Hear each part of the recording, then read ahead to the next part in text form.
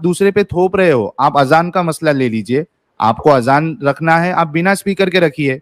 जो मकसद था अजान का लोगों को बुलाना, तो वो तो आज टेक्नोलॉजी है। एक इंसान 5 टाइम का वक्त अपने मोबाइल में सेट कर सकता है। बाकायदा एप्लीकेशन आते हैं जो आपको नोटिफिकेशन देते हैं नमाज के टाइम के। उसके बावजूद अस्सलाम वालेकुम दोस्तों, आपने इस वीडियो में देखा कि ये एक्स मुस्लिम साहिल कह रहा है कि मुसलमानों में बड़े बड़े गलत रिवाज हैं।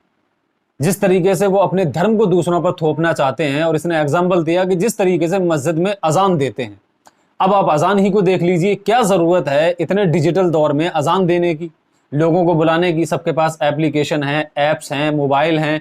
सब अपने मोबाइल में नमाज़ पढ़ने वाले लोग टाइम सेट कर लें और जब अलार्म बजे तो मस्जिद में चले जाएं। मतलब इसकी बात मानने है, ठीक है, हमने मान ली, बात सही है। लेकिन जब तुम्हें किसी गलत रिवाज को ख़त्म करना है जो बिल्कुल काम का नहीं है, फिजूल है। सबसे पहली बात तो कि अजान फिजूल नहीं और माइक से देना फिजूल नहीं। शुरुआत इसकी बगैर माइक से हुई थी। उस वक्त दुनिया में इतना शोर शराबा नहीं था, इतना हंगामा नहीं था, इतनी फैक्ट्रीज, इतना रोजगार को लेकर आदमी बिजी नहीं था। आज इंसान अपने कामों में, जरिए मुआश में और रोजी रोटी की तलाश में, पैसा कमाने में इतना मशगूल है, इतना बिजी है कि उसके जहन से ही उतर जाता है कि कितना टाइम हो गया, कितने बज गए। वो अपने काम में इतना मसरूफ होता है, परिवार को पालने में। आज हम ऐसी दुनिया में एंटर हो चुके हैं कि इंसान के पास वक्त नहीं है। तो उसको याद कराने के लिए, याद दहानी करने के लिए, उसके जहन पे हथौड़ा मारने के लिए कि टाइम हो गया है, अब काम छोड़कर मस्जिद में आ जाओ।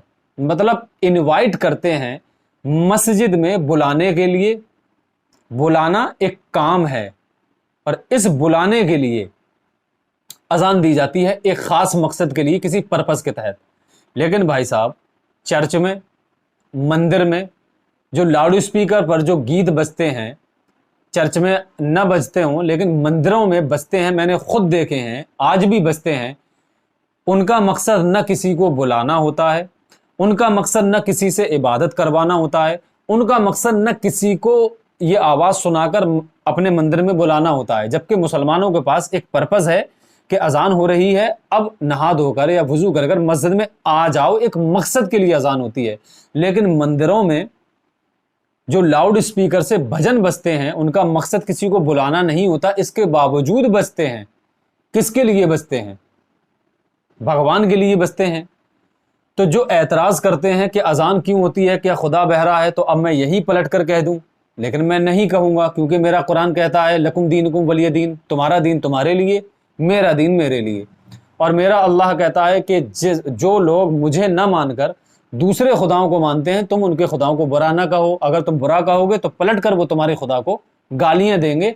और अल्लाह ने ये सहूलत दी है गालियाँ देने वालों को कि वो ला इल्मी की वजह से देंगे। मतलब ये सहानुभूति अल्लाह ने काफिरों के ऊपर रखी है कि वो जानबूझकर नहीं देंगे, ला इल्मी में तुम्हारे खुदा को गालियाँ देंगे।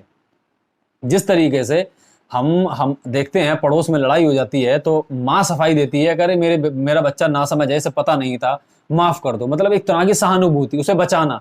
इसी तरीके से अल्लाह रब्बुल इज़्ज़त इतना बेहतरीन है, इतना बेहतरीन है कि मुसलमानों से ये कह रहा है कि तुम उनके खुदाओं को बुरा मत कहो, और अगर तुम खुदाओं को बुरा कहोगे उनके, तो पलट कर तुम्हारे खुदा को ला इल्मी, यानी इल्म न होने की वजह से बुरा कहेंगे, जानबूझकर नहीं कहेंगे। अगर वो कह भी दें तो मैं इशारा कर रहा हूं कि उन्हें फिर भी बुरा न कहना, इसलिए क्योंकि मैंने ये बात बता दी है कि वो इस वजह से बुरा कहेंगे कि उनके पास इल्म नहीं है कि मैं एक खुदा हूं और मैं खुदा हूं या है नहीं हूं, इन्हें नहीं पता है ये बात।